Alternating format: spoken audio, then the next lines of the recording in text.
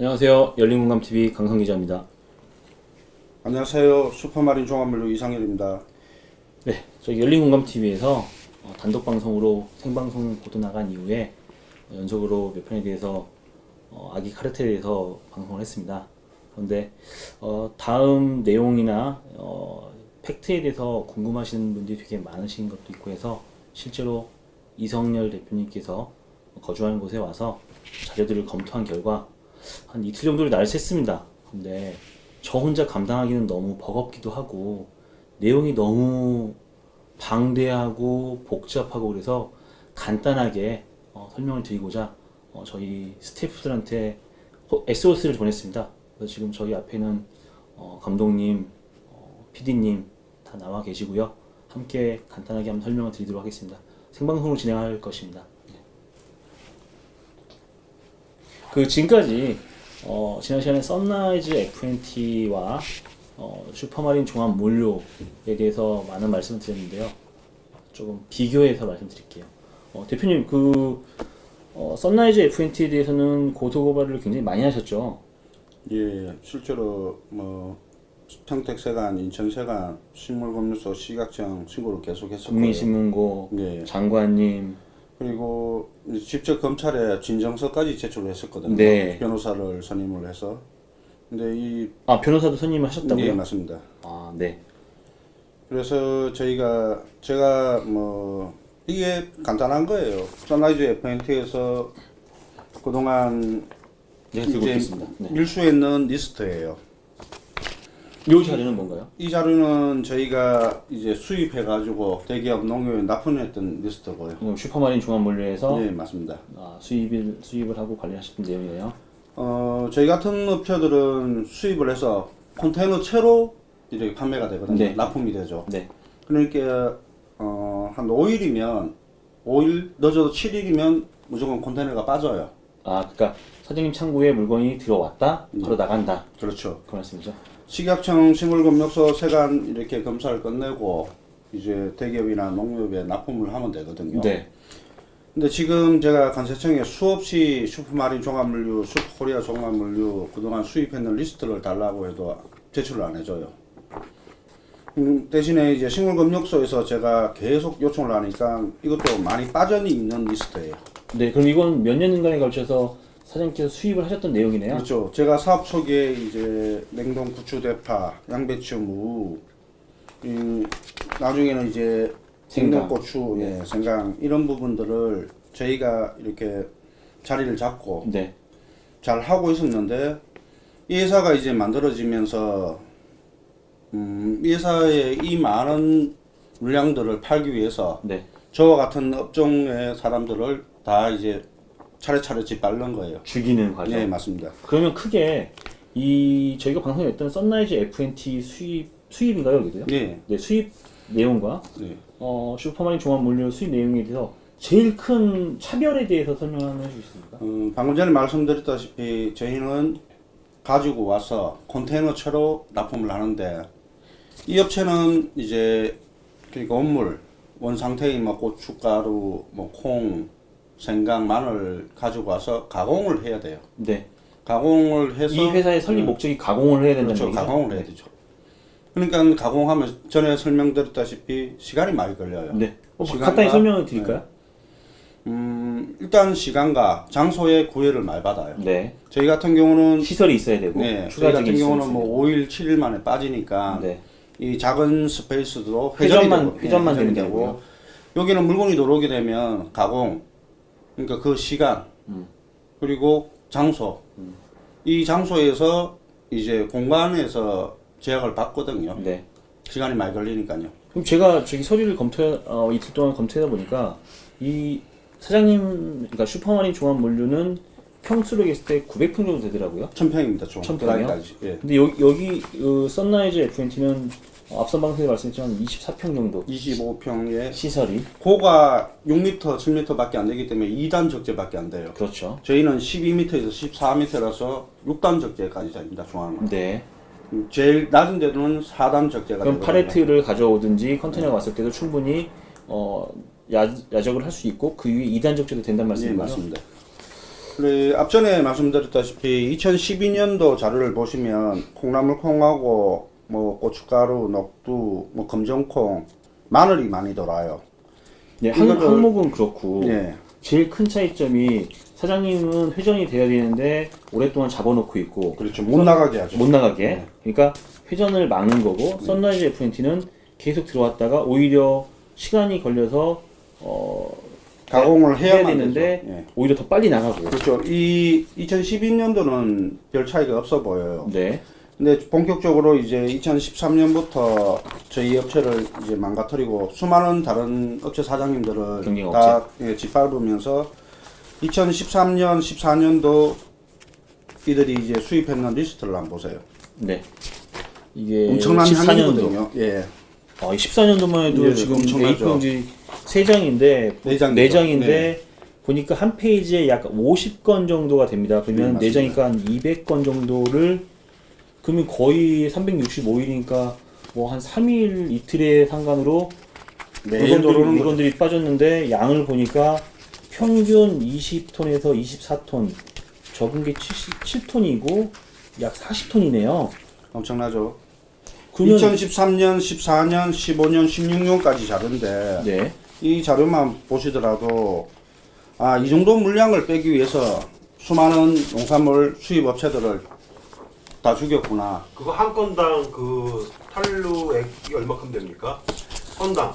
아주 작은 거는 6천만 원대에서 보통 뭐 1억, 많은 거는 2억 2천 잠깐 그 정도거든요. 화면 쪽으로 좀 보여주세요. 8세를 사는 게요? 2억 9천, 예. 지금 그 A4 한 장에 50개 정도 항목 정도 보이는데 한 건당 보통 탄루액이 한 1억 정도 된다는 거예요? 그렇죠. 그럼 그 A4 한 장이 거의 한 몇십억, 몇백억 정도 되겠네요? 그렇죠. 제가 2016년 말까지 추정하기로는 거의 1,000억대가 넘거든요. 이게 문제가 심각한 게 대기업을 통해서 국산 동각이 되면 가격이 두세 배가 돼요. 그러면은 검사해야 될 걸 안 한 건 경우가 많지 많지 않습니까? 식물검역소 식약청에서는 이제 이 원료가 돌아서 이제 뭐 유관 검사, 소류 검사로 프리패스가 돼요. 네. 중요한 세관에서 이제 관리 그러면 대상이나 실제 샘플 테스트는 가서 육안으로 보면 현물이 있지 않습니까? 현물이 있으니까 뭐 사람- 마늘이면 마늘이 있고 네. 생강이면 생강이 있고 고추면 고추가 있으니까 네. 이거를 이제 가공을 한다니까 네. 그 검사만 하고 가공하는 것만 네. 검사를 한다고요? 아니 업무를 검사를 하는 거죠. 그리고 합격을 시켜주고 실제로라면 이거를 제대로 하려고 하면 이 진짜 시간이 업무를 가지고 인건비 체크를 해야 돼요. 인원이 몇 명 일을 하는지 그리고 물을 몇 톤을 썼는지 네, 그렇죠. 그리고 전기료가 얼마나 들었는지 그렇죠. 그리고 이 시간을 체크를 해가지고 만약 한 품목만 제대로 검사를 해요. 하면 얼마나 시간이 걸리는지 알잖아요. 그러면 제가 단순하게 한번 예를 들어보겠습니다. 20톤씩 50건이면은 네. 1000톤이네요. 네. 1000톤에 따라서 그거를 재배하는 시간과 공급된 물과 그에 따른 전기 이것만 계산해봐도 대략 뭐 어마어마한 비용이 나야 되죠. 이게 그러니까 실제로 재배를 하고 있는 건지 가공을 그렇죠. 하고 있는 건지를 확인할 수 있는 방법이 충분히 있고 네. 확인을 물리적으로 했어야 표현해요. 되는데 역으로 확인을 안 계산해도 했다는 충분히 거죠. 나오죠. 안 했다는 거고 그걸 이제 그걸 찾아내신 거잖아요. 예. 선라이즈 FNT가 그런 식으로 세금 탈루하는 걸 찾아내고 그다음 뭐 하신 거예요? 그래서 찾아내신 것뿐만 아니라 이렇게 신고를 그래서 하셨어요. 네. 계속 신고를 하신 거죠. 맞습니다. 기간에. 왜냐하면 저 전에 사장님들을 도산시키는 걸 지켜보면서 이제 제 차례가 돌아오고 저는 이제 그 사장님들 도산하는 게 안타까워서 냉동고추 수입하시는 분들 전국의 건조장, 제부장 사장님들한테 신용장을 빌려드리고 통관 비용을 빌려드리고 창구비까지 예상을 해드렸거든요. 그러니까 이들한테는 제가 더 눈에 가시였는 거예요. 아, 그들을 살리기 위해서 네. 피해자들을 살리기 위해서 어차피 하니까 그분들이 연달아 도산을 하시면 여기는 타깃이네요. 네, 창구업자들은 자동으로 도산이거든요. 상생은 연쇄적으로 도산이 되니까요. 물건이 없으니 창고도 도산을 할 수 있으니 네. 그 업자들 동종 업자들에 대해서 서포트를 해주자는 말씀이에요. 그리고 제가 32에 이 사업을 시작했어요. 너무 어렵고 화가 났어요. 이렇게 세관원들이 전현직 세관원들이 이너지 탄다는 자체가 너무 화가 나더라고요. 그래서 그거를 지금 계속 그 관련 부처나 행정기관에 신고를 계속 넣으신 거잖아요. 네. 몇 번이나 넣으신 거예요? 엄청나죠. 엄청나게 지금 한 150번. 150번. 네. 그러니 지금 그쪽 입장에서는 네. 완전 이게 공익 제보자인데 네. 그렇죠. 문제는 그쪽에서 봤을 때는 완전히 나쁜 놈이네. 사실 웃을 일이 아닌데요. 네. 제가 세월이 많이 지나서 이렇게 말씀드리는데 제가 제일 실망했던 부분이 그래요. 간세청에 평택세관에 신고를 하면 평택세관에서는 연루가 되니까 뭐 막는다 치고 인천세관에 신고하면 또 인천세관에서도 그러고 간세청에 신고하면 적어도 이게 직원들 뭐 감찰이나 선라이즈에 대해서 조사를 할 줄 알았어요. 이성열이가 선라이즈 FNT 사장들과 평택세관 직원들이 유착돼서 나쁜 짓 한다고 간세청에 신고를 해요. 그거를 사건을 평택세관으로 내려버리면 저는 그 사람들한테 어떻게 되겠어요? 그냥 노출되는 거지. 노출되고 이제 찍히죠. 쉽게 말해 저희 같은 업체는 뭐 계장 한 사람이 맘먹고 얼마든지 죽일 수가 있거든요. 아주 쉬워요. 물건 뭐 제대로 못 나가게끔만 막아도 보도가 나니까요. 실제로 그렇게 못 나가게 하기도 그렇죠. 했나요? 이 기록들이 왜 간세청에서 제가 지금 슈퍼마린 슈퍼코리아 그 비밀번호 수입했던 걸 정보 공개 요청을 하고 100번이나 타기간까지 묶어서 이야기를 해도 못 해줘요. 그러면 6개월, 1년 반 동안 잡아놨던 기록들이 있거든요. 뻔한 거지 않습니까? 이 많은 물량이 한국이라는 시장은 되게 좁아요. 예전 같으면은 이 양념류가 많이 소비가 됐는데 요즘은 워낙 다양한 먹거리가 있지 않습니까? 한국 시장은 뻔한데 이 원래 기존에 하던 업체들 아웅다웅하면서 먹고 살고 있는 상황에서 이런 업체가 등장을 해요. 그렇지. 근데 저희 거래처 사장님들은 냉동 고추를 가져와서 건조장에서 말리고 다시 이걸 재분장 가서 고춧가루를 만들고 유통업자가 또 시장에 공급을 하고 시장에서 파는데 그러면 이 냉동 고추 하나로 여러 업자들이 먹고 살잖아요. 근데 고춧가루를 가져와 가지고 단번에. 네, 대기업에 뿌려대면 단가 당시 이제 냉동 고추 말려낸 게 키로당 6,000원, 6,200원 했는데 4,800원까지 떨어져 있는 거예요. 그냥 작은 그 유통업체들한테 뿌리는 게 아니고 대기업에 뿌린 거지 않습니까? 그렇죠, 대기업에. 다이렉트로 가버리는 거지. 그러니까요. 그러면 그게 네, 대기업에서 모를 리가 없잖아요. 그렇죠. 알고 하는 거죠. 왜 대기업이 필요했냐면 이렇게 가공품을 만들었다면 영수증이 있어야 되지 않습니까? 쉽게 말해가. 내가 4만 원, 5만 원 빼먹는데 만 원짜리 영수증 끊어줄 상대가 필요한 거예요. 보안도 필요하고. 자 그러면 네. 대기업도 이게 밀수품인지 뻔히 알면서 산다는 그렇죠, 얘기인데. 당연하죠. 짜고 치는 거죠. 네. 하 참나. 근데 이게 아니 대기업들도 당연하다고는 하지 말자. 네. 아, 그게 뭐 네. 합리적으로 증명이 됩니다. 네네. 왜냐면 제가 봤을 땐 대기업들로 하기 싫었을 거예요. 근데 이 뭐 막대한 권력자들이 특히 식품회사들은 만약에 검찰이다. 검찰에서 식약청 소장이나 식물검증소 소장, 세관장이나 이런 사람들 뭐 협박해버리면 꼼짝 못 하거든요. 그렇지. 현실은. 제가 그 강성 기자님 현재 그 리스트업하고 네. 신고했던 그 그러니까 경찰 쪽에서 조사했던 자료에 있는 리스트하고 크로스 체크 하신 거죠? 네, 그 실제로 하나만 예를 들어드릴게요. 네. 조사관은 실제로 그러니까 조사관이라고 말씀하시는 거는 그 수사관 쪽 네네 수사관, 특별사법경찰관이고요. 어떻게 생채기를 내고 신고자의 생채기를 냈냐면 동종 자회사신 건가요? 지금 제가 하나 설명을 드릴게요. 이전에 제 동생이랑 그 이종 사촌 동생, 이창현 씨. 네, 그 불법적으로 체포를 했다고 말씀드렸잖아요. 2015년 4월 1일 날 불법적으로 체포를 하고 4월 7일 날 이제 직원이었던 사람을 불러요. 평택세관에서. 불러서 그동안 제가 선라이즈나 다른 업체들이 중국산 고춧가루를 밀수입했다고 이야기를 하니까 신고하셨던데요. 슈퍼코리아 종합물류가 중국산 고춧가루를 밀수했다고 조사를 시작해요. 표제금에는. 근데 안에 내용은 전혀 그런 내용이 없어요. 엉뚱한 소리만 해요. 생강 이야기하고 냉동고추 이야기를 하고. 그러면 이걸 이제 보시는 뭐 검사님이나 검찰계장님은 이 업체 고춧가루 밀수하는 나쁜 업체라는 인식이 바뀌었다. 이미지를 심는 거죠.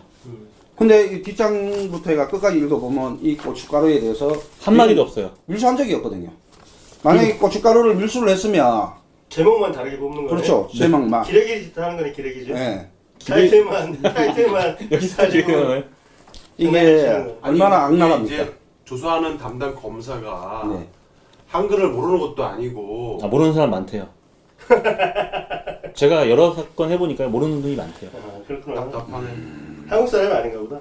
자, 요게 네. 단적인 예인데 저희 직원들이 불려가서 이런 식으로 얼마나 잠깐만 그 클로즈업 좀 할게요. 네. 근데 이게 웃긴 게 비용이 아까 그 몇천억대. 몇천억대인데 네. 그게 선라이즈 FNT라는 작은 회사 한 군데가 그렇게 모은 금액이 그 정도인데 네. 그 당시에 나온 기사들을 보게 되면 관세청에서 조직적으로 움직였단 말입니다. 네, 맞습니다. 그러면 평택뿐만 아니라 합리적으로 의심을 들기로는 인천, 네. 부산, 뭐 기타 다른 동해, 목포까지 목포. 예. 많은 항구에서 다 동시다발적으로 이루어질 수 있었다는 거네요. 그렇죠. 저는 뭐 평택항에서 직접적으로 이렇게 피해를 보는데 이후에 신문 기사들을 보면 뭐 대충 그렇고 저도 뭐 부산, 인천에 인맥이 있으니까 그 신문 기사 크로스 체크한 거 좀 잠깐 말씀해 주세요. 그 당시 국세청장에 관련돼서 갑자기 윤석열 검찰 쪽에서 조사가 들어갔었죠. 네. 어떤 식으로 조사가 들어갔고 상황이 그렇게 어떻게 진행이 됐었죠? 그때 이성열 씨 안색이 많이 맑아졌대. 지금 많이 아픕니다. 많이 아프고 사실 몇십인데 창백한 거예요. 창백. 실제로 제가 조사를 했던 내용을 말씀드릴게요. 네.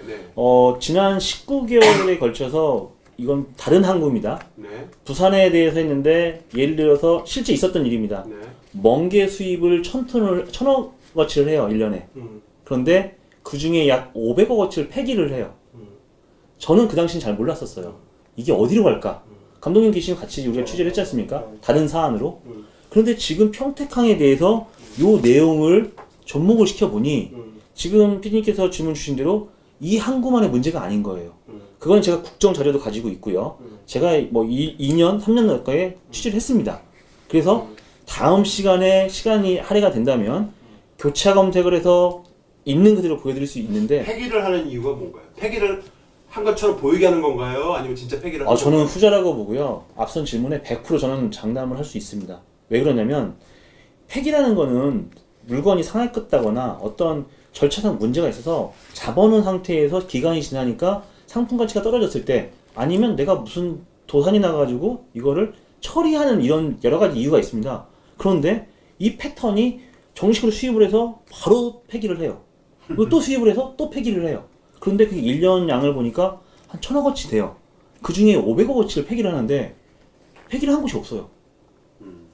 어디선가 태우거나 그걸 처리를 해야 될 텐데 그 많은 양이 어디로도 가지 않아요. 소각장에 가는 것도 없고 폐기물 그러니까 문서상으로는 폐기로 되어 있지만 그렇죠. 네. 실제로는 폐기한 게 아니고 분명히 다 어디론가로 다 유통이 그 됐다. 문서가 국정감사 자료에 나와 있어요. 국정감사 자료에 제가 추후 지금 설명을 드리겠습니다. 서류상으로만 폐기를 한 거죠. 네, 아무튼 그거는 네, 그런 제가- 교차 검색을 했다는 말씀 드리고 싶은 겁니다. 제가 이제 관세청이나 식물금융소, 식약청, 뭐 경찰에 신고를 많이 하면서 안 되겠다 싶어서 변호사를 사서 진정서를 이었어요.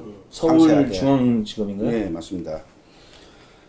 이때 당시 이 선단지 FNT가 워낙 문제가 많고 여러 사장님들이 신고를 하고 해서 관세청 감찰과장과 중앙지검 매사부에서 합동으로 조사를 했어요. 그래서 저희가 상세하게 자료를 이었어요. 근데 문제는 뭐냐면 이거를 뭐 늦어도 아무리 바빠도 뭐 한 6개월, 1년이면 조사가 끝나야 되는데 2, 3년을 끌면서 이 막대한 양들이 오히려 방패막이가 돼주는 거죠. 시간을 벌어주는. 그렇지. 뭐 밖으로는 우리 조사하고 조사받고 있으니까. 있다. 그치. 우리가 조사받고 있다. 떠들면서 엄청난 양을 대놓고 빼고 있는 거예요. 근데 이제 우리 그 구독자분들이 많이 물어보는 질문 중에 하나가 네. 이런 어마어마한 사건을 왜 공중파나 대형 채널에선 다루지 않느냐 이런 얘기들 많이 물어봐요. 앞서서도 지금 설명을 주셨지만 약 150건 이상 국민신문고 지자체 신고를 하셨지 않습니까? 제가 여러 번 여쭤봤습니다. 메이저에 제보를 많이 하셨습니다. 그러니까 메이저 방송사에 다 제보를 하셨잖아요. 네. 그런데 실제 촬영도 있었고요. 촬영까지 다 하셨다면서요. 제가 지금 말씀드리는 부분이 다 국가기관이지 않습니까? 네. 관세청, 네. 국세청, 네. 식약청, 식물검역소, 경찰을 음. 거론하고 있고 무엇보다 대기업이 있지 않습니까? 네. 이 대기업들이 지금 우리나라 언론들을 거의 장악하고 있다고 보고 있거든요. 그러면 저 같은 사람이 뭐 이렇게 떠들어봐야 저 하나 죽이는 게 낫지. 그러니까 공중파에서도 우리가 흔히 뭐 이런 프로그램 괜찮다고 생각하고 있는 몇 가지 프로그램들조차도 자유롭지 않다는 말씀이신 거네요. 그렇죠. 지금 어떻게 보면 이렇게 검증을 하시고 나면 아마 이 사람이 진짜 올바른 말을 하고 있는지 확대된 주장을 했는지 검증이 되고 나면 메이저도 마지못해 할 수도 있다고 보거든요. 네. 그러니까 이게 우리가 처음에 그 대표님 제보를 받고 우리 타이틀로 뭘로 갈까 할 때 네. 이게 카르텔이라고 말을 한 게 예. 그러니까 이게 이제 어느 한 구석에서만 뭐 세관 한 부석에서만 뭐 평택 세관에서만 일어나는 일이 아니라는 거지. 이게 조직적으로 네트워크로 하나의 카르텔을 이루어서 다 막고 있고 다 같이 공범돼서 죽이고 있고 그리고 언론에 알리는 것조차도 막고 있다고 보는 거죠. 맞습니다. 그러니까 이제 겨우 이제 우리가 할 수 있는 게 유튜브를 통해서 우리처럼 이제 작은 채널, 이제 막 성장하는 채널에서 시작을 했는데 그래서 우리가 다른 이제 진보 진영 유튜버 분들하고 우리랑 연대해 주십사. 우리 힘만 가지고 약하니까. 솔직히 의식이 있는 이라고 시청자분들이나 국민들은 뭐 좋은 이야기 듣고 싶고 이런 이야기 그 정도 있었구나. 저 사람 그냥 피해를 봤구나. 근데 제가 왜 계속 강조를 하냐면 중국산이든 베트남이든 농산물들이 좋아요. 좋으면 좋은 걸 합당하게 식약청, 식물검역소 관세를 내고 가져와서 뭐 공급을 하는 거는 좋은데 이게 관세를 포탈을 하고 세금을 적게 내고 식약청, 식물검역소 검사를 제대로 안 맡으면 우리나라 토양에 이제 병충해가 그리고 농약 성물이 있으면 근데 결국 보면 이제 뭐 전범 기업하고 사업하는 기업들이나 이런 데서 돈을 벌고 있고 우리 농민들은 돈도 못 벌고 우리 국민들은 그런 걸 모르고 먹고 있다. 갈아엎고. 네. 농민들만 불쌍하네요. 그렇죠. 우리 국민이 우리도 불쌍한 거지 뭐. 제가 2015년도에 저가 신고하고 장난치는 업체, 특히 선라이즈부터 해가지고 지성 인덱스트리 이 업체가 저가 신고해서 농협에 납품하는 거를 농협조합장, 감사 수많은 직원들한테 문자를 보냈어요. 싸게 사가 농민한테 봄에 인기가 좋을지 몰라도 가을 되면 대폭락을 해서 농민들 씨값도 안 나온다. 근데 저는 이제 개인적으로 되게 좀 이렇게 화가 나는 게 그 선라이즈 사건이 있었을 그 2017년 당시에 최진수의 국정농단 세력들을 이제 과감하게 이제 조사를 했던 부서가 박경수 특검의 윤석열 쪽이었단 말입니다. 네. 근데 그분들이 막 수사를 하다가 언론 플레이를 하기 시작을 해요. 검찰의 윤석열 팀에서 언론들을 향해서 뭐라고 얘기하냐면 최순실의 비자금이나 자금의 흐름들이 보이고 굉장히 많은 비자금들이 있는 걸로 보이는데 모두를 찾기는 힘들 것 같다 라고 언론 플레이를 합니다. 그러면 찾은 거라도 이게 국고로 한수가 됐냐? 그리고 그렇죠. 이거를 차명 계좌 갖고 있는 사람을 조사를 해가지고 구속을 시켰냐? 예를 들어서 국고로 환수가 됐는지 안 됐는지에 대해서 국감장에서 물어보신 의원이 있으셨죠? 그렇죠. 어떤 분이셨죠? 박영선 의원님이 문제 제기를 많이 하셨어요. 그때 왜 검찰에서 어떤 계속 계좌로 조사를 안 하냐? 그 당시 어떤 계좌에 대해서 말씀하셨는데 예. 그게 어떤 계좌인지 정확히 한번 그 시청자들한테 인천세관 조사과장 이상기 조사과장 차명 계좌가 최순실 이제 80억? 그치. 예 최순실 차명 계좌가 이제 80몇 억이라고 두 개인가 세 개가 있었어요. 근데 그게 아니다. 더 많은 돈이 몇백억이다. 있을 거라고 했는데 처음에 신문기사는 80몇 억 나왔어요. 자, 그러니까 시청자들한테 좀 이해하기 쉽게 말씀을 드리자면 일개 공무원 예. 한 일개 공무원의 과장급 되는 사람의 차명 계좌를 발견했는데 수십억씩 들어있는 두 개의 계좌가 발견이 된 거죠. 근데 한 계좌에 약 100억 정도의 이제 돈이 들어있었는데 어느 날부터 소 단위로 100만 원씩 쫙 돈이 빠져나가기 시작을 합니다. 네. 그거를 갖고 국감장에서 말씀을 하셨어요. 네. 그런데 담당 관세청장은 그리고 담당 검찰들은 조사 중이다. 네. 근데 그 이후로 그 계좌가 어떻게 처리가 됐는지 그렇죠. 답은 나왔었죠. 찾을 수가 없다라고 나왔죠. 조사 중이다. 조사 중이라는 얘기는 이미 확보 있는 그 계좌들에 이미 돈을 확보한 거는 조사 활성화. 중인 거고 네네. 일부는 또 아예 찾을 수 없다라고 얘기를 한 거지. 답답합니다. 2016년도에 경기 남부 경찰서 해양범죄수사대에서 저한테 전화가 왔어요. 제가 그 앞전에 수없이 신고를 하고 다녔는데 안 되더라고요. 처음에는 의욕을 보여요. 자, 그런데 이제 보세요. 그렇게 최순실 일당을 다 잡아들였던 윤석열 호에서 예. 갑자기 최순실의 일부 부자금을 찾을 수 없다라고 말을 해놓고 갑자기 그곳에 윤석열의 그 처인 김건희의 막내 고모부의 장진호가 딱 등장을 해서 그 이권들을 하나씩 가져갔다라는 그런 의심을 하고 있는 거잖아요. 그죠? 그렇죠. 그 전에 이미 작업에다 치고 장진호가 있었고. 네. 자기가 징역을 5년 2개월 보낸 사람을 이 침투를 시켰어요. 아, 선라이즈 그래요? 그 얘기 좀 약간 때문에. 해주세요. 네. 장진호가 이제 같이 생강 사업을 하던 사람이 뭐 문제가 돼가 같이 구속이 됐다가 장진호는 그 다음날 풀려나고 이 사람은 5년 2개월 살고 났어요. 그래서 장진호한테 이제 협박을 하니까 이제 화물차, 냉동 탑차를 이제 고가를 사주면서 이 사람이 이제 선라이즈 FNT에 콩나물 콩하고 녹두 배달하는 일을 했어요.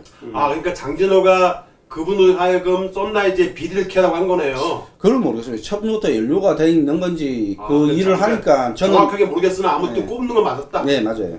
그리고 저를 통해서 이제 선라이즈 FNT 이런 자료들을 그 장모인 최은순한테 그 팩스를 최은순하고 받았어요. 직접 팩스를 보내시고 통화를 하셨다면서요? 그렇죠. 몇 번 팩스를 보내고 여직원들 있는 데서 여직원들 시켜가지고 보내고 제가 통화가 전화를 내용을 다시 기억하세요? 지금 말이 너무 빨라가지고 팩스를 저런 자료를 예. 선라이즈에 저런 자료를 직접 취합을 해서 팩스를 누구한테 보냈다는 거죠. 예, 예. 윤석열 누구한테 장모인 최은순한테 보냈어요. 최은순한테. 네. 보내고 아니 통화를 썬라이즈의 비리를 왜 최은순한테 보냅니까? 그때 이제 장준호가 처 조카 사이가 윤석열이다. 그러니까 그러면 뭐 조사해가지고 아니 윤석열은 검찰이고 최은순은 일반 민간인인데 저도 의아했습니다.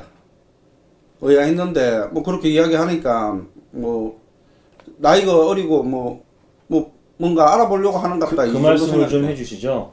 그 사실은 저희가 계속 자료나 그 옛 기억을 되짚어 보니까 처음부터 같은 시간대에 있었어요. 니코마스님 열린 공간이 아니고 열린 공감입니다. 2011년 이제 제가 냉동냉장 공사할 때부터 이 사람이 저를 작업을 했잖아요. 그리고 심지어 2012년 초에 저희 창고 오픈 날에 평택 세관 출신 간세사가 냉동고추 한 컨테이너를 였는다는 거예요. 근데 그때만 해도 이제 경비를 아끼기 위해서 다른 업자들은 10건씩 묶고 왔거든요. 근데 한 컨테이너만 들어온다는 것도 의아했는데 저한테 계속 전화를 하는 거예요. 근데 저는 아니 업무를 보는 뭐 사장도 있고 직원들이 있으니까 그쪽으로 전화를 하세요 하고 저는 영업만 다니까 내역을 모르니까 전화를 하는데 계속 의도적으로 저한테 전화를 해요. 그래서 그러면 물건을 첨려주니까 생색을 내는갑다 생각을 했어요. 그래서 사장님 어쩌고 하다가 식물금융소에서 저희 창고가 마이너스 18도가 안 된다고 물건을 못 받게 했어요. 그게 정말 다행했는 거예요. 그 물건이 이제 다른 창고로 갔어요. 갔는데 우리 직원이 점심도 안 먹고 그 창고에 가서 뭐 일을 한다고 확인을 한다고 하더라고요. 그래 밥을 먹고 와라. 아무리 뭐 일도 급하지만 밥 먹는 게 중요하다는데 굳이 밥도 안 먹고 가서 이내 전화가 왔어요. 이거 밀수됐는 거다. 뒷줄만 이제 냉동고추 3줄이고 뒤에는 이제 압축고추가 실려있다. 고추. 소름이 끼치는 거예요. 그럼 확실하냐 하니까 확실하다는 거예요. 사진 찍어 보내라 했어요. 제가 받자마자 통관지원 가장한테 보냈어요. 그리고 이제 저희가 밀수 신고를 했는데 저희 직원들은 이제 포상금도 받고 표창도 받을 거라고 대개 직원들이 업돼 있었어요. 근데 평택세관 조사계에서 저희를 들이닥쳐서 제 핸드폰부터 뺐다는 거예요. 당시에 제가 다른데 만약에 통화를 했으면 저를 엮어가 개업날에 문 닫게 하려고 했는 거예요. 너무 화가 나더라고요. 그 다음날 뭐 조사받으러 오라 해가지고 가고. 그럼 들어오려고 했던 그 업자가 예. 지금 넣자고 했던 한 컨테이너가 예. 냉동 고추만 있는 게 아니라 뒷줄은 다 압축, 건고추. 건고추죠. 압축? 예. 그러면은 그거는 밀수가 되는 건가요? 그렇죠. 밀수로 엮이는 거죠. 제가 만약에 그거를 맞았으면 예, 다른데 만약에 그 관세사나 그 사장이 누구냐고 통화를 했으면 공모가 돼버리는 거예요. 그렇지. 그럼 이제 그거는 일종의 던지기가 되는 미끼. 그렇죠. 네. 첫날 개업 첫날에요. 자, 그거 한번 볼게요. 저희 열린공감 TV는 이제 만든 지 한 4개월밖에 안 된 채널이고 구독자가 10만도 채 안 된 채널입니다. 뭐 많은 현재 실방에서 뭐 MBC 스트레이트에 제보를 해라, 공주파 어디에 제보를 해라, 뭐 다스베이다에 제보를 해라, 더 큰 유튜브에 얘기를 해라, 많은 분들이 많으시는데 네. 왜 이성열 씨께서 그 많은 수많은 그 공중파와 정말 그 많은 구독자를 보유하고 있는 채널들을 놔두고 예. 굳이 열린 공감을 택하신 이유가 있으신가요? 제가 이제 수많은 유튜브 채널들을 다 일일이 봤어요. 뭐 여야를 떠나서 이제 큰 채널부터 해가지고 근데 앞전에 이제 이렇게 뭐 나레이션 하시는 분이 너무 명확하게 하고 자막이나 영상도 짧으면서 임팩트 있게 전달을 하더라고요. 솔직히 제가 너무 방대한 양이고 저 자신도 정리가 안 돼가지고 이걸 이야기를 해봐야 대부분 일부분만 듣고 지쳐 하더라고요. 근데 이제 강성 기자님 같은 경우는 끝까지 지금 2박 3일 동안 밤새면서 서류를 검토하시고 아 저요? 네. 네. 이 채널이면 적어도 내 이야기를 다뤄주겠다. 그런 확신이 있었어요.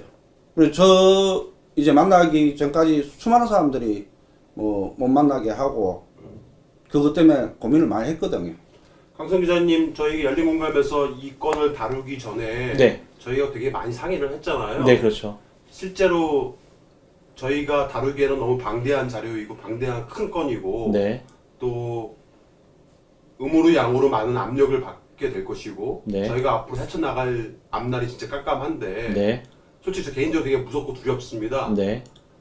현재 심정 그리고 어떠한 그러한 느낌 받으신 게 있으신지. 오늘만 국한에서 말씀을 드려도 제가 이틀 동안 이 자료를 보면서 제가 감당할 수 있다거나 담을 수 있는 이 자료가 아니었어요. 그래서 PD님과 스태프한테 SOS를 청한 건데 실제로 제가 이성열 대표님과 동고동락이랄까 뭐 짧은 시간이지만 자료를 검토해 봤을 때 뭐 단 한 가지 이유예요. 국민이 아실 권리와 제 개인적인 감정이 들어갈 수 있습니다. 우리 아이들 미래를 위해서 누군가는 해야 되는데 지금 질문도 주셨지만 아무도 안 들여다보고 아무도 들어주지도 않지 않습니까? 그래서 우리 열린공감 스태프들이나 지금 저 역시도 이런 내용에 대해서 무섭고 두렵지만 하나하나 공감을 하다 보면 우리가 언젠가 이런 좋은 날이 열리지 않을까 그런 뜻으로 시작을 하게 됐습니다. 대신 끝까지는 갈 겁니다. 그 저희가 원래 모토로 삼는 게 네.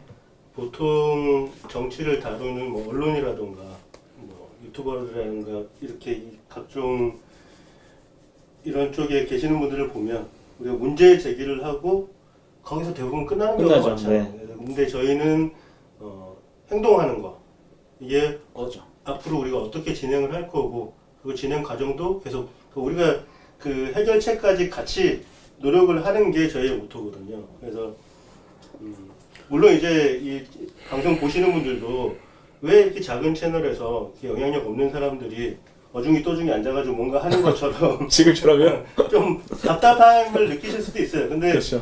물론 이제 저희도 바라는 게 저희가 이걸 뭐 독점하거나 하려고 하는 게 아니라 더 큰 채널에서 엊그저께 이제 서울의 소리도 저희가 나가고 했는데 더 큰 채널에서 더 영향력 있는 분들이 더 힘을 가지신 분들이 움직여 주셨으면 좋겠어요. 하지만 그분들이 움직이기 전까지는 저희가 하는 게 맞다. 최선을 다하고. 네, 저희가 일단 맡은 사건이기 때문에 저희는 계속 할 거고 그리고 다른 분들이 더 힘이 있으신 분들이 이 사건을 맡아서 같이 진행을 해주시면 저희는 기꺼이 넘겨드립니다. 예. 그러니까 뭐 왜 여기 왔느냐 답답하다 이렇게 생각하시기보다는 그냥 저희를 도와서 믿고 같이 가주시는 게 더 현재 상황으로서는 좋지 않을까. 지금 현재 시사의 품격이라는 그 채널에서 함께 하고 있고요. 네. 그 다음에 시사 발전소에서 또 함께 하고 있고 무엇보다 이제 서울의 소리가 함께 했고요. 그리고 더 큰 채널에서 이제 계속 하겠다고 이 이야기를 주제를 다루겠다고 현재 협조들이 들어오고 있어서 제가 아마 이런 시간 내에 안녕하세요. 아마 연합으로 해서 진보 채널 전체가 한 10개 정도의 채널이 움직일 수 있는 그런 시스템을 현재 구축하고 있습니다. 그러니까 좀 이성렬 씨 힘을 좀 내시고요. 우리 구독자님들도 너무 몸조리지 마시고 힘을 좀 실어주시기 바랍니다. 제가 한 가지 중요한 걸 말씀드리고 싶어요. 네. 그동안 2013년부터 15년까지 수없이 신고했는데 처음에 의욕만 보이다가 다들 뭐 연락도 안 받고 회피를 하더라고요. 근데 2016년도에 경기 남부경찰서 해양범죄수사대에서 저한테 전화가 왔어요. 전화 왔는 내용이 뭐냐면 자기들이 1년 동안 선라이즈 FNT하고 평택세관 유착관계를 조사를 하고 있다. 그 뒤에 배후 세력을 잡기 위해서 수사를 시작했다. 거대한 세력이 있는 것 같은데 그 세력을 잡기 위해서는 이제 제 도움이 필요하다고 이야기를 하는 거예요. 그래서 제가 가서 반신반의하다가 이거 수사 시작하면 무조건 막힌다. 그래서 수없이 뭐 팀장하고 담당 형사하고 이야기를 했어요. 그리고 이제 진행이 되고 이게 그때 당시 수사해서 검찰로 보냈는 거예요. 아, 그러니까 경찰에서 전문팀에서 수사를 해서 네. 검찰로 넘긴 자료네요. 예. 서울 제 진술만 있죠. 네. 근데 이거를 저희 변호사한테 사건 번호를 3번이나 전달을 해줬는데 변호사는 사건 번호를 모른다는 거예요. 말도 안 되는 그게 소리를. 말이 됩니까? 그렇죠. 그리고 제가 정보 공개 요청을 했어요. 그러면 나는 경기 남부 경찰서에 가서 이렇게 수사 협조를 했는데 경찰 사건 번호와 검찰 사건 번호를 달라고 1년 가까이 요청을 했어요. 안 돼요. 겨우 이제 경기 남부 경찰서에서는 경찰 사건 번호를 줘요. 아, 그러니까 경찰에는 사건 번호가 있었는데 네. 그거조차도 1년 동안 알려주지 않다가 네. 1년 뒤에 가서나 겨우 경찰 사건 번호를 알려줬다? 네. 그래서 이 경찰 사건 번호로 수원지방검찰청에 수없이 조회를 했는데 또 안 나온다는 거예요. 아, 조회는 또 안 나오고? 네. 그래서 사건 번호를 알아냈어요. 알아내고 이제 내가 이런 수사 협조를 했기 때문에 이걸 보고 싶다고 하니까 안 된다는 거예요. 그렇게 제가 민원을 계속 요구하는데 뭐 어느 날 전화 한 통이 왔어요. 누구한테요? 뭐 대검이라고 하더라고요. 대검에서. 대검에서 네. 누군가 전화가 왔는데 네. 누군지 밝히지도 않고 네. 그냥 대검입니다. 네. 그리고 수원지방검찰청 그거 제가 볼 때 가면 공익제보 같은데요? 수원지방검찰청 가면 해줄 거라 해서 전화를 했어요. 또 안 된다는 거예요. 차를 타고 갔어요. 가서 이제 막 대검에 전화 받고 왔는데 혹시 전화 받은 거 없냐? 그러니까 3일 뒤에 오라는 거예요. 또 전화가 없더라고요. 찾아가니까 이걸 주는데 이 내용에 제가 너무 놀랐어요. 저 자신도. 저도 놀랐습니다. 왜 놀란 거예요? 이거 보고 빨리 이제 오시라 제가 공사할 때부터 이 평택세관에서 상품권을 요구하고 해가지고 많이 좀 뜯겼어요. 상품권? 예. 어디서 많이 들어봤습니다. 네. 그 당시에 상품권 때문에 문제가 많았죠. 그렇습니다. 상품권. 근데 이게 중요한 건 상품권이 아니에요. 상품권은 뭐 일부고 이게 평택세관 비리와 선라이즈 FNT 내용이거든요. 자, 평택세관에서 이 사건 결론은 녹취록 뭐 제가 드릴 테니까 시청자분들께 틀어주세요. 네. 그 담당 형사님한테도 양해를 구했거든요. 네. 막바지에 몰리면 그거를 틀어도 된다 했어요. 평택세관장부터 12명이 엄청난 상품권을 걷어들여요. 그게 이제 문제가 됐는데 그러면 다 기소를 해야죠. 조사를 하고 기간 통보를 해요. 기간으로 간세청이 알아서 처리하라고 넘겨요. 그리고 뭐 핸드폰을 또 받아요. 핸드폰 받아놓은 그것도 걸리고. 상품권처럼 핸드폰도 요구를 한다는 거예요. 제일 중요한 거는 이제 2015년 3월 27일 금요일 야간에 평택세관 윤종원 반장이 저희 창고에 무단 침입해서 건고추 25톤과 철파레트를 훔쳐가요. 그거를 이제 상관인 그 사람이 인정을 해요. 그리고 실제로 3명이 제주도까지 찾아서 뭐 돈을 물어주겠다 하고. 빌고, 네. 근데 못 오게끔 막았어요. 선라이즈 FNT랑 간세청으로 본 사람들이. 그리고 이제 슈퍼마린 종합물류 여기를 관리 대상 에스테를 찍어서 영업을 정상적으로 못하게 했냐? 자기는 담당이 아니지만 서류를 보고 이 정도면 이 회사는 부도납니다. 같이 조사받던 관세사들까지도 자료를 보고 이 정도로 이 회사를 찍어대면 이 회사는 부도난다고 얘기를 했어요. 그리고 민형사 조치를 하라고 이 자료들을 가지고 민형사 조치를 하라고 이야기까지가 다 됐고요. 근데 당시에 담당 형사들이 여기저기서 전화가 많이 온다. 근데 마지막에는 이제 청장이 전화가 온다는 거예요. 청장한테. 네, 관세청장. 천호 관세청장이 이제 뭐 찾아오겠다. 아니면 경찰 수뇌부를 만나겠다. 그렇게 얘기를 해요. 천홍욱 관세청장에 대해 잠깐 설명을 좀 해주세요. 어떤 분이시죠? 강성 기자님? 너 직접 신고하셨던 제가 그렇게 설명드릴게요. 이제 서울 세관장을 하다가 네. 관세청 차장을 하다가 네. 민간인이 돼요. 민간인. 네, 민간인 됐다가 다시 이제 청장이 돼요. 그때 당시 이제 최순실과 고영태 그리고 네. 유상영, 인천 조사과장 이상기, 김대섭, 천호 상품권 문제가 불거졌지 않습니까? 그런데 죄송한데 말끌어 죄송한데요. 제가 알기로는 그 당시에 천호국 관세청장의 문제가 많다는 얘기가 있어갖고 막 국감장에서도 얘기가 있었는데 네, 그분이 구속당하지 않으셨거든요. 맞습니다. 지금 어디 로펌에 가 있지 않나요? 네, 법무법인의 로펌의 회장으로 그게 말이 있으니까. 됩니까? 이런 엄청난 일을 저지른 사람인데 구속도 안 당하고 그냥 로펌으로 갔다? 그러니까 제가 얼마나 허탈했겠습니까? 왜 그렇다고 생각하세요? 제가 봤을 때는 이제 고영태, 최순실이 구속되고 나머지 사람들을 그냥 봐주는 차원에서 이 계좌에 있는 돈들과 그 돈들이 사라지고 이거를 누군가가 이 세력 말고 다른 세력이 이제 또 차지를 했는 거죠. 자, 상식적으로 제가 이들이 이제 그동안 공무소 유조하고 사무소 유조해가지고 저를 구속시키려고 했는 자료들이 엄청나게 많아요. 이게 이제 제가 신고를 할까봐 무리하게 구속 시도를 해요. 특히 이 문제에서. 그러면은 저는 그렇게 생각했어요. 2017년 5월 달에 제가 뭐 구속유익이 처하는 게 3건이나 발생이 돼요. 그리고 뭐 집으로 뭐 통지서 하나 없고 전화도 없이 체포영장이 발부돼요. 근데 이제 정권이 바뀌고 윤석열 그 검사가 철저하게 조사를 하니까 저는 이제 다 끝났다.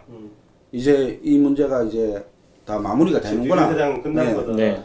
근데 정작 그 짓을 했던 매간매직을 하고 부정부패를 했던 공무원들은 더잘 좋은 되고. 자리에 있고 승진을 저는 제 통장에 있던 돈, 회사 통장에 있던 돈 이런 것들이 다 이제 횡령되고 지금짜리 하나 얻게 만들고 더 사람을 궁지로 몰더라고요. 진술서에 있습니다. 이성열 대표는 10원짜리 없는 글이라고.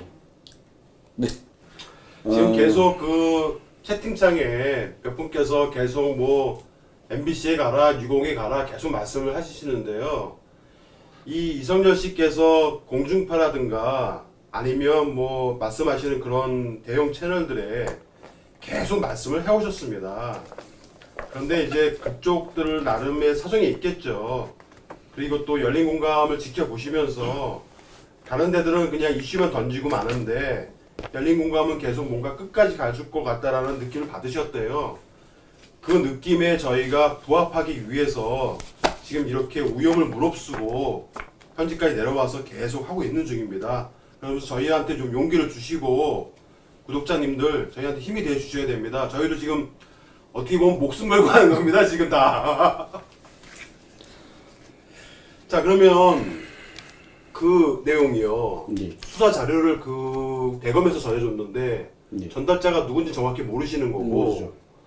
제가 그냥 합리적으로 의심을 해볼 때는 네. 대검 쪽에서 누군가가 네. 약간 공익적인 마인드? 네. 이건 좀 뭔가 밝혀져야 되겠다. 그러니까 이거는 좀 숨겨지거나 사라지면 안 되겠다는 생각을 가지신 분께서 그렇게 힘을 쓴 것 같다는 생각도 들어요. 그러니까 검찰이라고 다 썩진 않았을 거다라는 약간 생각이 그렇죠. 드네요. 지금 모든 증거 자료들 중에 그런 포인트들이 몇 군데가 있습니다. 그러니까 아, 그래요? 네. 그러니까 그 차후에 뭐 저희가 이제 합리적인 희망으로 저는 표현을 하고 싶습니다. 어떤 포인트에 힌트를 줘요. 구체적으로 한 가지 정도 한번 예를 좀 들어주세요. 예를 들어서 자꾸 말씀드린 BL 있지 않습니까? 네, BL. 물건을 수입을 하고 그 수출했을 BL에 때, 대해서 좀 설명을 자세히 해주세요. 구독자분. 물건을 무역을 하면서 수입을 하고 수출하면 모든 거에 대한 이 증빙 서류입니다. 그 번호 하나 가지고 이 처음 수출지부터 수입지까지 모든 기록이 나오는 겁니다. 송장 번호. 네, 송장 번호. 아, 우리 그러니까 택배 보낼 때 송장 번호 네, 같은 똑같습니다. 거네요. 네. 근데 그 번호를 위조를 해서 이성열 씨를 잡아 넣으려고 해요. 근데 그거를 실제로 밀수를 하고 탈세를 했으면 그 번호를 그대로 쓰면 되거든요. 근데 거기에 관세청에 검찰에서 했죠. 정보 공개를 합니다. 근데 그 관세청 회신 내용에 위조된 번호가 옵니다. 그치, 관세청이 위조를 해가지고. 네. 근데 이거는 법원에 위조할 수 없는 게, 우리도 이제 택배만 보내도. 그렇죠. 다른 옆집으로 가는 거죠. 그렇죠. 이 택배를 보내면 대한통운 들어가서 번호 넣으면. 특정 없이 쭉 받으니까. 나오잖아요. 네. 대한통운이든 뭐 KGB든 뭐 하여튼 쭉 나오잖아요. 이거는 기록이 사라지는 것도 아니고 네. 쭉 그 시스템 속에 남는데. 남아있는데 그런데도 불구하고 13개 중에 2-3개가 다른 번호가 옵니다. 아예 엉뚱깽뚱한. 저는 그러니까. 그거를 먼저 설명드리고 싶은데 다음 시간 계속 말씀드립니다. 저희가 지금 이성열 씨랑 이거를 같이 확인을 했었죠. 그 송장 번호를. 네, 했었죠. 네. 그래서 저희가 이제 앞으로 하려고 하는 거는 지금은 뭐 처음 이제 이 방송 보신 분들은 이게 무슨 내용인가 네, 네. 좀 팔로우하기 힘드신 분도 계실 거고 그동안 이 내용들을 조금씩 따라오신 분도 계실 텐데 이게 과연 이 정도의 얘기들이 과연 진실이냐 사실 못 믿겠다 하시는 분도 계실 거예요. 그래서 저희가 하려고 하는 게 지금 저희 계속 보여드리고 있는 방대한 자료를 하나씩 풀어서 하나씩 논리적으로 이러이러한 증거를 놓고 저희가 말씀을 드리려고 합니다. 그래서 처음에는 저희가 여러분들한테 개발적으로 전체적인 말씀을 먼저 드렸고 이제부터는 차근차근 저 자료가 한 2만 장 되거든요. 저 2만 장의 자료를 전부 다 저희가 파헤쳐서 여러분들한테 다 낱낱이 공개하도록 하겠습니다. 2만 장도 일부입니다. 그래요? 지금 저기 자료에 대해서 좀 잘 다뤄달라고 하시는 분들이 많으신데요. 네. 저희가 그렇게 미흡하지 않습니다, 여러분. 저희가 뭐 자료를 뭐 함부로 뭐 다루거나 그렇게 미흡하지 않습니다, 여러분. 걱정하지 마십시오. 저도 그 걱정을 많이 했어요. 혹시라도 뭐 자료를 뺏길까 아니면 뭐 그럴까. 20대 국회의원, 21대 국회의원들한테 다 보냈고요. 그리고 국민신문고로 다 올려놓고 그리고 무엇보다 이 자료 다 없어져도 돼요. 왜냐? 이 자료들은 다시 사건별로 받으면 제가 냈는 게 아니고 그 사람들이 냈거든요. 그 기관과 저를 고발했던 대기업과 거기서 자기들이 위조했고 공무서 위조하고 사무소 위조하고 이 부분만 제출해도 이게 얼마나 네. 말도 안 되는 사건들이 정확한 말씀해 주셨죠. 여기 저기 지금 햇빛마을님께서 좋은 아이디어를 주셨는데 네. 다 스캔을 해서 클라우드에 올려라. 네. 그럼 이제 이게 클라우드 믿을 수 있습니까? 아니 그게 아니라 클라우드에 우리가 올려놓고 네. 나중에 우리 만약 문제가 생긴다 그러면 그 클라우드 접속 비밀번호를 뿌려버리면 되죠. 네. 예, 이게 2만 장 저 스키트라고요? 저랑 할 수 있어요. 제 동생이 기소가 되는 게 6건이에요. 근데 불기소가 되는 건들이 어마어마하게 많거든요. 저기 그 구독자 여러분 그저 어제부터 해킹 시도가 있습니다. 실제로 현재 시사의 북경님 쪽은 해킹에 당하셨고요. 저희도 계속 해킹 시도가 있어서 계속 안전장치를 마련해 두고 있습니다. 그러니까 뭐 몇 가지 좀 움직임이 있는 것 같아요. 중요한 거는 여러분들이 많이 공유를 해주시고 많이 알려주셔야 저희가 안전합니다. 꼭 부탁드립니다.